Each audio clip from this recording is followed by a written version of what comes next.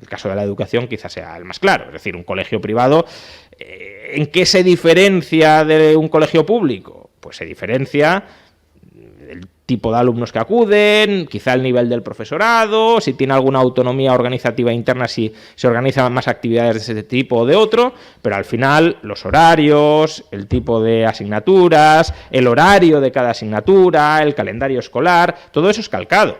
Entonces, la diferenciación tampoco puede ser tan grande.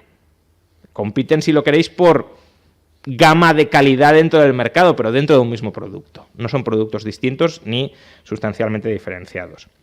Por tanto, una desestatalización posibilita que el ciudadano escoja, se vuelva soberano sobre los servicios que estamos mencionando, escoja entre ellos y, a su vez, que la oferta, sobre todo si también la desregulas, porque una revolución liberal no solo es desestatalizar, sino desregular, liberalizar, que la oferta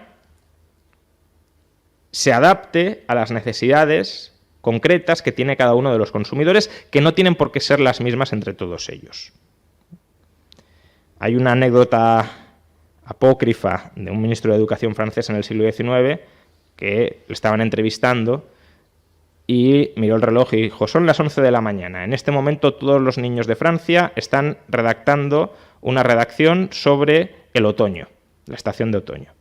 Claro, eso es un modelo de todo el mundo tiene que hacer exactamente lo mismo, a la misma hora, de la misma manera, cuando yo lo digo. Un modelo descentralizado es distintas modalidades de, por ejemplo, en este caso estoy hablando de la educación, de proporcionar la enseñanza, no solo porque cada alumno o cada grupo de alumnos puede tener preferencias, necesidades, capacidades distintas y, por tanto, el método de enseñar y el contenido de la enseñanza deban diferenciarse, sino también porque en un mundo, en un entorno cambiante, donde no sabemos exactamente cuál es el contenido de enseñanzas que deben ser instruidas en cada una de las etapas educativas, es muy importante que podamos tener diferenciación para ver qué funciona, ver qué no funciona, emular lo que funciona, desestimar lo que no funciona.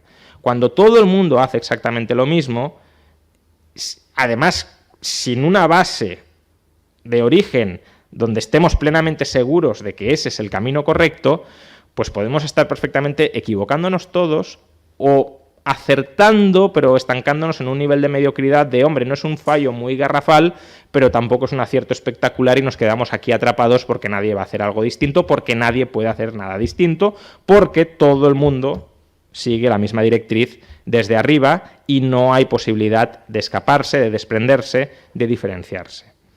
Por tanto, la desestatalización tiene la ventaja de, por un lado, ampliar las opciones de elección de la demanda, de tal manera que la demanda pueda escoger lo que quiere y lo que no quiere, que no nos obliguen a pagar por lo que no queremos, o incluso que lo que queremos se ajuste mejor a lo que deseamos, y por otro, que la oferta, subordinándose a la demanda, primero podamos discriminar lo que funciona y lo que no funciona. Hoy en día, dentro del Estado, eso no es fácil, en ocasiones ni siquiera es posible hacerlo. ¿Cómo sabemos si determinadas carreteras generan más valor del que han consumido en su creación y mantenimiento? No lo sabemos. El político ha gastado ahí varias decenas de millones de euros. ¿Y qué? ¿Cuál ha sido el retorno? Ya no digo monetario, digo en términos de utilidad, de bienestar. ¿Cuál ha sido el retorno de eso? ¿Cómo lo medimos? ¿Se intenta siquiera medir? Y aunque se intentara, ¿cómo lo mediríamos? Porque a través del mercado sí tenemos un mecanismo de cálculo económico. A través de la política no lo tenemos. Por tanto, ya de entrada seríamos capaces de saber qué merece la pena y qué no merece la pena, o al menos de acercarnos a algo más a ese juicio. Y por otro, además, dinámicamente, la competencia entre modelos de negocio diferenciándose e innovando y experimentando cosas distintas entre sí, arrojarían formas nuevas de hacer las cosas mejores y más baratas que las que tenemos hoy. Cosa que tampoco sucede. Pensemos de nuevo en la educación. La educación, estamos en el siglo XXI y en sus fundamentos organizativos sigue siendo muy similar a lo que había en el siglo XIX. El siglo XIX es cuando se crean las escuelas la educación obligatoria y también la escuela pública, tal como la conocemos hoy. ¿Y cuál era la necesidad educativa del siglo XIX? Pues básicamente coger a trabajadores del campo y convertirlos en obreros industriales, y por eso había que alfabetizarlos. Hasta el siglo XIX la inmensa mayoría de la población, alrededor del 80%, eran analfabetos, pero porque tampoco necesitaban para nada alfabetizarse, porque trabajaban en el campo, y en el campo no te sirve de mucho como diversión, como ocio, pero desde luego no para sobrevivir, no te sirve demasiado saber leer, saber escribir. Ahora en la ciudad, en una vida mucho más interconectada, donde además pues tienes que saber manejar una máquina, donde tienes que firmar un contrato laboral y comprometerte a tener un horario, ahí sí que necesitas saber leer y escribir y ciertas normas de urbanidad y de civilidad. Y para eso servía la escuela. Y la escuela, y aritmética, por supuesto. Y la escuela hoy sigue sirviendo más o menos para lo mismo.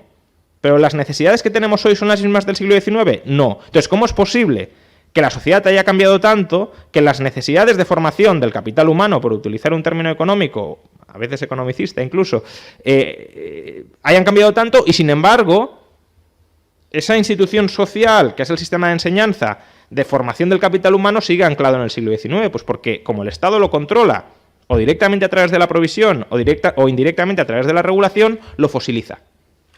Y tienes una oferta fosilizada desde hace 2 siglos, con pequeños cambios, que además suelen ser cambios politizados. Gana un partido y quiere imponer su modelo educativo, gana otro partido y quiere imponer su modelo educativo, como si solo pudiera haber un modelo educativo, o como si, en mi caso, el modelo educativo que tienen ellos en la cabeza tuviera que ser relevante y tuviera que importar en algo, cuando, en mi caso, mi educación la debería elegir yo, o la de mis hijos, si lo queréis con algún control judicial, de acuerdo, como también la alimentación de mis hijos la escojo yo, no la escogen los políticos, por suerte. Y obviamente puede haber una cierta tutela judicial porque yo no puedo matar a mi hijo de hambre. Pero más allá de esos parámetros generales dentro de la diligencia de un buen padre de familia en el ejercicio de su patria potestad, no es el político el que tiene que determinar qué se le mete en la cabeza a mis hijos o no. Porque además, ya sabemos el incentivo perverso que tiene el político, que es especialmente perverso, de adoctrinar a los ciudadanos, y eso lo podemos ver perfectamente en España en todas las batallitas de identidad nacional, de adoctrinar a los ciudadanos para convertirles en rehenes de su formación política. Entonces, demanda sometida a la oferta y oferta fosilizada. Eso es lo que nos da el hiperestado como hiperproveedor de servicios. Pero es que además,